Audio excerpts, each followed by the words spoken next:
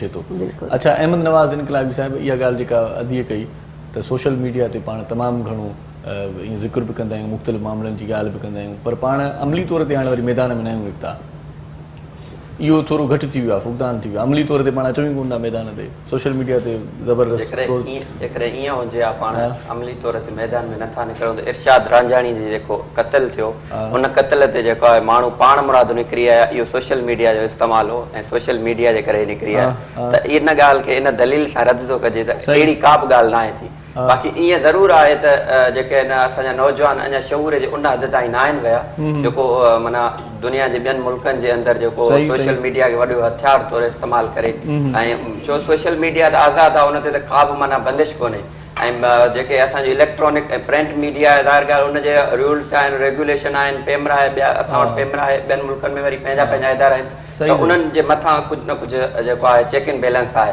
पर हीअ त उहो हथियार आहे, हिन जे मथां का बि चेक इन बैलेंस न आहे। हिन ते तव्हांखे जेकी वणे उहो लिखी सघो था। माना कंहिं दौर में इहो हूंदो त हिन यार वॾेरे जे ख़िलाफ़ कीअं ॻाल्हाइजे।